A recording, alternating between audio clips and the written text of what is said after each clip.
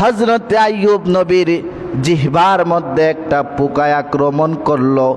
পোকার আক্রমণের সঙ্গে সঙ্গে হযরতে আইয়ুব আলাইহিস সালাম এবার আল্লাহকে বলতেছেন, ওয়া আইয়ুবা ইয নাদা রাব্বাহু আন্নী মাসসানিয়াদ দুররু ওয়া আনতা আরহামুর রাহিমিন।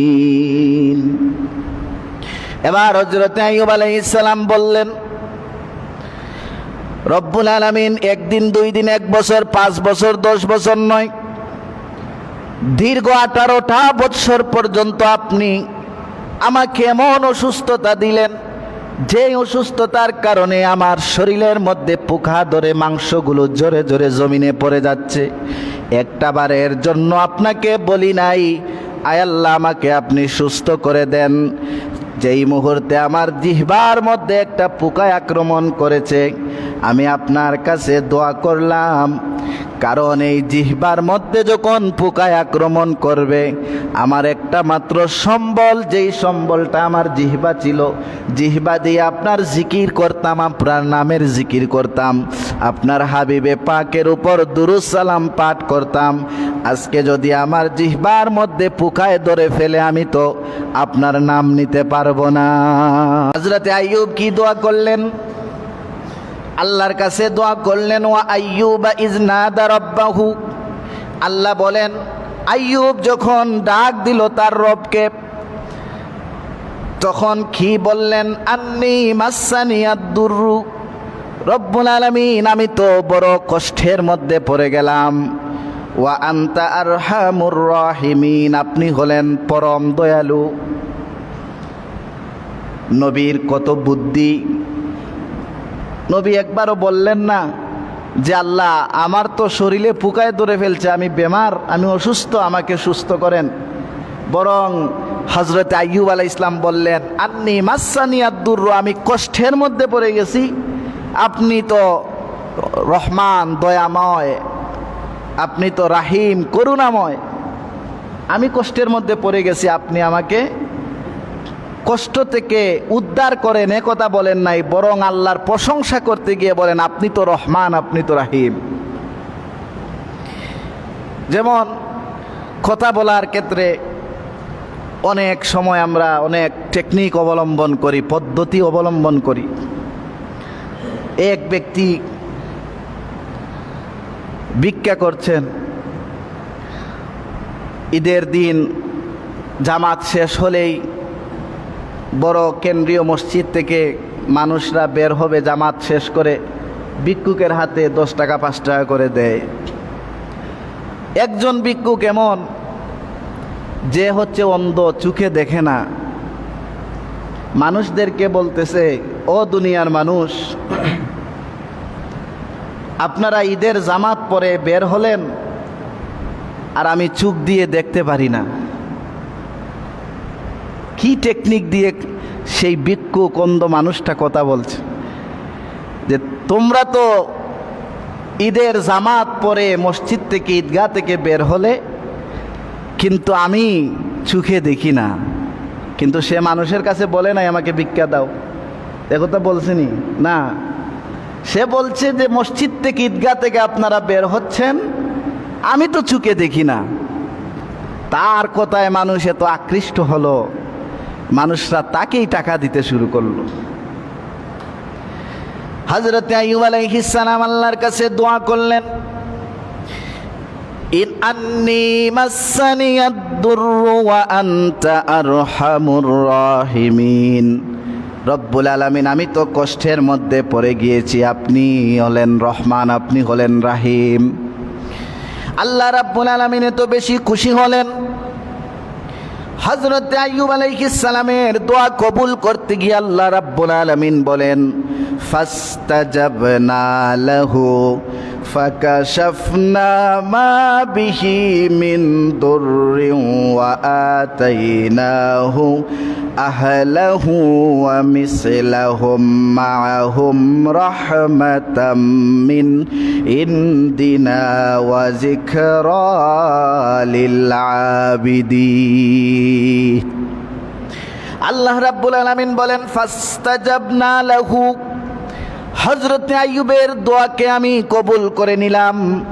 ফাকাশাফনা মা বিহি মিন দুররিন, আর হযরতে আইয়ুব যে কষ্টের মধ্যে পড়ে গেল, আমি তার কষ্টটাকেও দূর করলাম, তার যন্ত্রণাটাকেও দূর করলাম। ওয়া আতাইনাহু আহলাহু, তার পরিবার পরিজনকে ফিরিয়ে দিলাম।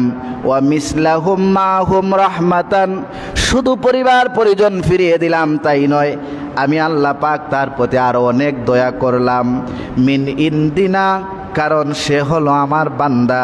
ওয়া যিকরা লিল আবিদিন, সে এমন বান্দা যে শুকরগুজারি বান্দা। এত কষ্টের পরেও সে আমি আল্লাহকে ভুলে নাই, আল্লাহকে কষ্টের কথা বলেছে, সুস্থ করে দাও এই কথাও বলে নাই।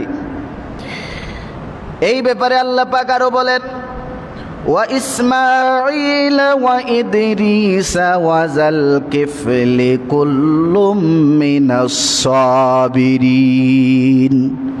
আল্লাহ পাক বলেন আমি ইসমাঈল আলাইহিস সালামকে আর ইদ্রিস আলাইহিস সালাম এবং জুলকিফ নামক একজন নবী ছিলেন, সেই নবীর ব্যাপারে কুল্লুম মিনাস সাবিরিন, সকলেই ছিলেন ধৈর্যশীল, তারা সকলেই ছিলেন সাবিরিন। সুবহানাল্লাহ পড়েন, সুবহানাল্লাহ।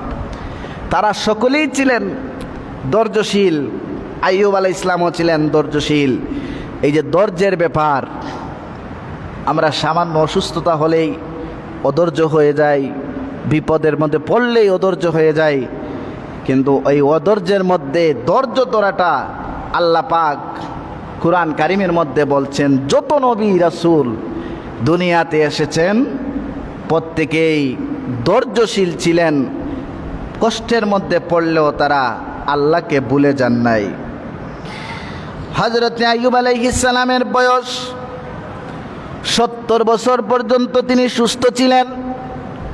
এরপর থেকে তিনি অসুস্থ হলেন। এই ব্যাপারে আল্লাহ পাক কুরআন কারীমের মধ্যে বলেন ওয়া ওয়াহাবনা লাহু আহলাহু, আর আমি আইয়ুব আলাইহিস সালামকে তার পরিবার দিলাম। ওয়া মিসলাহুম মাহুম রাহমাতান, আরো অনেক রহমত দয়া তার প্রতি করলাম। মিন্না ওয়া যিকরা লিউলিল আলবাব, দৃষ্টি সম্পন্ন যারা, জ্ঞানীবান মানুষ যারা, তারাই কিছু জ্ঞান উপলব্ধি করবেন। এই কথার মধ্যে যারা দৃষ্টিসম্পন্ন আছেন, উলুল আলবাব, জ্ঞানী মানুষ, তারা কিছু শিখতে পারবেন। এটা আল্লাহর ঘোষণা। তাহলে কি আমরা শিখব? হযরত আইয়ুব আলাইহিস সালামকে আল্লাহ পাক এত সম্পদ দিয়েছিলেন, অনেক সম্পদের অধিকারী তিনি ছিলেন। বিয়েও কয়েকটা করেছেন, অসংখ্য সন্তান তার ছিল। কোনো বর্ণনায় 90 জন সন্তান, কোনো বর্ণনায় 70 জন সন্তান আদি ছিল। আইয়ুব আলাইহিস সালামের এত সম্পদ, এত সন্তান, তারপরেও তিনি আল্লাহকে ভুলে যান নাই। ধৈর্য ধারণ করে তিনি আল্লাহর ইবাদত করতেন, আল্লাহর ইবাদত করতেন। একদিন শয়তান এসে প্ররোচনা দিল, ও আইয়ুব, আমার মনে হয় তোমার এই সম্পদ থাকার কারণে আর তোমার সন্তান সন্ততি স্ত্রীরা থাকার কারণে অভাব তো বুঝো নাই, এই কারণে তুমি আল্লাহর ইবাদত বেশি বেশি করো। এই কথা বলার সঙ্গে সঙ্গে আল্লাহ রাব্বুল আলামিন হযরত আইয়ুবের উপর কষ্ট চাপিয়ে দিলেন। কিছু দিনের মধ্যে আইয়ুব আলাইহিস সালাম অসুস্থ হয়ে গেলেন। এরপরে তার যে সন্তানরা ছিল, বিশাল মাঠের মধ্যে তারা কাজ করতেছেন। হঠাৎ করে আকাশ থেকে একটা বজ্রধ্বনি শুরু হলো। আকাশ থেকে বজ্রধ্বনির কারণে আইয়ুব নবীর প্রত্যেকটা সন্তান মারা গেল। তখন শয়তান এসে আইয়ুব নবীকে কানে কানে বলে, ও নবী আইয়ুব, শুনে রাখো, কিছুক্ষণ আগে তোমার সব সন্তানরা একটা দুর্ঘটনায় মারা গিয়েছে, তোমার কি কষ্ট লাগে না? আইয়ুব আলাইহিস সালাম বলেন, শুনো শয়তান, যে আল্লাহ পাক আমাকে সন্তান দিয়েছিলেন, ওই আল্লাহ পাক সন্তানগুলো আবার তিনি নিয়েও গিয়েছেন, আমার কোনো আফসোস নাই, আমি ধৈর্য ধারণ করলাম। সুবহান। শয়তান কানে কানে গিয়ে বলতেছে, শুনো, তোমার যত সম্পদ ছিল, আল্লাহ পাক সব সম্পদকে ধ্বংস করে দিয়েছেন। তুমি কি এখনো কষ্ট পাও নাই? আইয়ুব আলাইহিস সালাম বললেন, শোনো শয়তান, তুমি যে আমাকে সম্পদের ভয় দেখাচ্ছ, যে রব্বুল আলামিন সম্পদ আমাকে দান করেছিলেন সেই সম্পদটা আল্লাহ পাক নিয়ে গিয়েছেন, আমার কোনো আফসোস নাই, আমি ধৈর্য ধারণ করলাম। এইভাবে এবার শয়তান প্ররোচনা দিতে লাগলো, তার শরীরটা তো ভালো আছে, দেহটা তো ভালো, এই জন্যে হয়তো তিনি আল্লাহর ইবাদত করেন। আল্লাহ রাব্বুল আলামিন আইয়ুব নবীর শরীরের মধ্যে অসুস্থতা দিলেন, এমন অসুস্থতার সমস্ত শরীরের মধ্যে পোকা ধরে গেল, আর শরীরের মাংসগুলো খসে খসে পড়তে শুরু হয়ে গেল। আল্লাহ রাব্বুল আলামিন কুরআন কারীমের মধ্যে এই বিষয়গুলো সুস্পষ্টভাবে তুলে ধরেছেন। আল্লাহ পাক বলেন, ওয়াজকুর আবদানা আইয়ুব, স্মরণ করুন আমার বান্দা আইয়ুব আলাইহিস সালামের কথা। ইজনাদা, যখন তিনি আহ্বান করলেন, ডাকলেন রাব্বাহু, তার রবকে, আন্নি মাসানিয়া শাইতান, আগের আয়াত ছিল আন্নি মাসানিয়া দুররু আনতা আরহামুর রাহিমিন, যে আল্লাহ আমি দুঃখ কষ্টে পড়ে গিয়েছি, আপনি রহমান, আপনি রাহিম। আর এই আয়াতের মধ্যে আল্লাহ বলছেন যে আইয়ুব আলাইহিস সালাম বলেন, আল্লাহ আমি তো শয়তানের প্ররোচনায় পড়ে গেছি, শয়তানের ধোঁকায় পড়ে গেছি, শয়তান আমাকে এসে ধোঁকা দিচ্ছে। বিনুসবিন ওয়া আযাব, এমন ধোঁকা দিচ্ছে এবং আমাকে কষ্ট দিচ্ছে, আপনি আমাকে এই কষ্ট থেকে দূরে রাখুন। এই আয়াতের ব্যাখ্যায় যখন আইয়ুব আলাইহিস সালামের শরীরে পোকা ধরল, জংলার মধ্যে মানুষরা রেখে আসলো, সব স্ত্রীরা চলে গেলেন, একজন মাত্র স্ত্রী ছিলেন, আমরা অনেকেই তার ব্যাপারে জানি, বিবি রহিমা ছিলেন। যাই হোক, একজন স্ত্রী তার সেবা শুশ্রূষা করতেন, তিনি মানুষের বাড়ি বাড়ি গিয়ে কাজ করতেন, স্বামীর জন্য সামান্য খাবার আনতেন, তারা জংলার পাশে বসে খাইতেন, সেবা শুশ্রূষা করতেন। একদিন শয়তান এসে বলল যে তোমার স্বামী ভালো হয়ে যাবে, ডাক্তারের রূপ ধারণ করে শয়তান আসলো, এসে বলল আমি চিকিৎসা করব আর তোমার স্বামী ভালো হয়ে যাবে, তবে ভালো হওয়ার পরে তোমার স্বামী আমাকে বলতে হবে যে তোমার কারণে আমি ভালো হয়েছি, তুমি আমাকে ভালো করছো এটা আমাকে বলতে হবে, তখন আমি তোমার স্বামীকে ভালো করে দিব। মহিলাদের মন নরম থাকে, সেই মহিলা বলল ঠিক আছে চলো। আইয়ুব আলাইহিস সালামের সামনে নিয়ে যাওয়ার পরে আইয়ুব নবী বললেন, কেন এসেছো? বলে আমি ডাক্তার, তোমার চিকিৎসা করব, তবে তোমার ভালো হওয়ার পরে তুমি বলতে হবে আমি তোমাকে ভালো করছি। আইয়ুব আলাইহিস সালাম বলেন, এটা বলা যাবে না, কারণ আমাকে ভালো করবেন তিনি কে? আল্লাহ, তুমি আমাকে ভালো করার ক্ষমতা নাই, উসিলা হতে পারো তুমি, ভালো করবেন আল্লাহ, অসুস্থ দিয়েছেন তিনি, ভালো করবেন তিনি, তুমি আমাকে ভালো করছো, এটা বললে শিরিক হয়ে যাবে, একথা বলা যাবে না। এই কথাই আল্লাহ নবী আইয়ুব আলাইহিস সালাম বলেন, ইজনাদা রাব্বাহু আন্নী মাসানিয়াশ শাইতানু বিনুসবিন ওয়া আযাব, আয় আমার রব, আমি তো শয়তানের কুমন্ত্রণায় পড়ে গেলাম, কষ্টের মধ্যে পড়ে গেলাম, আপনি আমাকে উদ্ধার করেন। আল্লাহ রাব্বুল আলামিন কুরআন কারীমের মধ্যে আয়াত নাজিল করে দিয়ে বললেন, আর কষ্ট করতে হবে না আইয়ুব, তোমার দোয়া আমি আল্লাহ পাক কবুল করলাম। তুমি শয়তানের প্ররোচনায় পড়েও শয়তানের মতকে গ্রহণ করো নাই, আমি আল্লাহর উপর ভরসা করেছো, ধৈর্য ধারণ করেছো। আমি আল্লাহ পাক এবার তোমার ব্যাপারে যেই বিষয়টা বলবো সেটা হলো, উরকুদ বিরিজলিকা হাযা মুগতাসালুম বারিদুম ওয়া শারাব। আইয়ুব, আর চিন্তার কারণ নাই, 18টা বছর কষ্ট করেছো, শয়তানের কুমন্ত্রণায় পড়েও আমাকে ভুলো নাই, ধৈর্য ধারণ করেছো। এবার আমি তোমাকে যেই বিষয়টা বলবো সেটা হলো উরকুদ, মানে তুমি আঘাত করো, বিরিজলিকা, তোমার পা দ্বারা, পায়ের গোড়ালি দ্বারা মাটির মধ্যে আঘাত করো, হাযা মুগতাসালুম বারিদ, সেখান থেকে গোসল করার জন্য সুশীতল পানি বের হবে, ওয়া শারাবুন, আর ওই পানি তুমি পান করবে, আমি আল্লাহ তোমাকে সুস্থ করে দিব। সুবহানাল্লাহ। হযরত আইয়ুব আলাইহিস সালাম আল্লাহর এই ওহী যখন তার উপর নাজিল হয়ে গেল, পা দ্বারা জমিনের মধ্যে আঘাত করলেন, তখনও কিন্তু তার স্ত্রী কাছে নাই। হযরত আইয়ুব আলাইহিস সালাম সুস্থ হলেন, কিন্তু স্ত্রী পাশে নাই। খাবারের খুঁজে তিনি গ্রামের মধ্যে চলে গেলেন।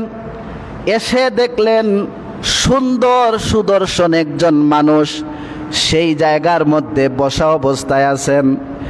মহিলা এসে বললেন, আপনি কে? আপনাকে তো চিনি না। কিছুক্ষণ আগে আমার একজন স্বামী অসুস্থ অবস্থায় আল্লাহর পয়গম্বর আইয়ুব নবী এখানে ছিলেন, তাকে দেখছো নাকি? নিজের আপন স্বামীকে তিনি চিনতে পারেন নাই, কারণ আল্লাহ তাকে ভালো করে দিছেন।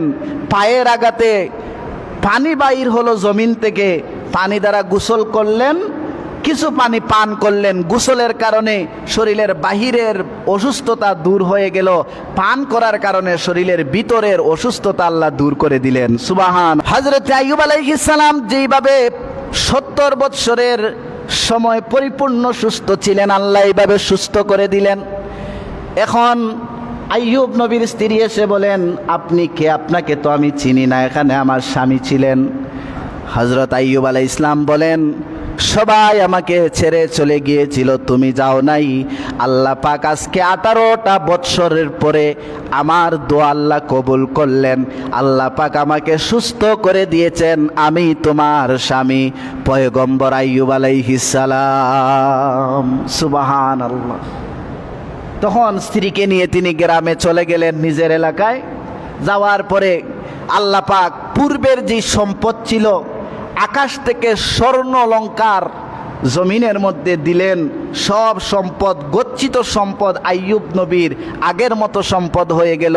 তিনি আবার আগের মতো বিবাহ করলেন, আগের মতো সন্তানাদি হওয়া শুরু করলো। শুধুমাত্র ধৈর্য ধারণ করার কারণে এত বড় পুরস্কার আল্লাহ তাকে দান করেছেন। সুবহানাল্লাহ। আরেকজন নবী ছিলেন হযরত ইউনূস আলাইহিস সালাম। আপনারা জানেন তিনি মাছের পেটের মধ্যে চলে গিয়েছিলেন। তিনি যেই মুহূর্তে গভীর সমুদ্রে পড়ে গেলেন, বিশাল একটা মাছ তাকে ভক্ষণ করে নিল। এই মাছের পেটে আরেকটা বড় মাছ তাকে খেয়ে ফেলল। একটা মাছের ভিতরে আরেকটা মাছ, আরেকটা মাছের ভিতরে হযরত ইউনূস আলাইহিস সালাম। 40টা দিন অতিবাহিত হওয়ার পরে আল্লাহর কাছে তিনি ফরিয়াদ করলেন, ধৈর্য ধারণ করলেন, আর আল্লাহকে বললেন, আল্লাহ, লা ইলাহা ইল্লা আনতা সুবহানাকা ইন্নী কুনতু মিনাজ জালিমিন। আয় আল্লাহ, আপনি ছাড়া কোনো ইলাহ নাই, এটা আমি বিশ্বাস করি। দীর্ঘ 40টা দিন হয়ে গেল, আমি 3টা অন্ধকারের ভিতরে আছি। একটা অন্ধকার হলো পানির নিচ, আরেকটা অন্ধকার হলো আমি মাছের পেটের ভিতরে, আরেকটা অন্ধকার হলো যেই মাছটা আমাকে খাইলো ওই মাছটা আরেকটা মাছ তাকে খেয়ে ফেললো, বিশাল মাছ। আমি 3টা অন্ধকারের ভিতরে আছি। 3টা অন্ধকারের ভিতর থেকে ইউনূস আলাইহিস সালাম আল্লাহকে ভুলেন নাই, ধৈর্য ধারণ করে আল্লাহকে বলতেছেন, আল্লাহ, আপনি ছাড়া কোনো ইলাহ নাই, আমি তো জালিমদের অন্তর্ভুক্ত হয়ে যাব, আপনি আমাকে সাহায্য করুন। সঙ্গে সঙ্গে আল্লাহ রাব্বুল আলামিন বলেন, ফাস্তাজাবনা লাহু ওয়া নাজ্জাইনাহু মিনাল গাম্মি ওয়া কাযালিকা নুনজিল মুমিনিন। মুমিন বান্দাদেরকে আল্লাহ পাক সাহায্য করবেন। এই জন্য আমরা যারা আছি, অসুস্থতায় পড়ি বা বিপদে পড়ি, আমরা ধৈর্য ধারণ করব। মুমিন হিসাবে ধৈর্য ধারণ করলে ধৈর্যের ফল আল্লাহ পাক অবশ্যই দিবেন।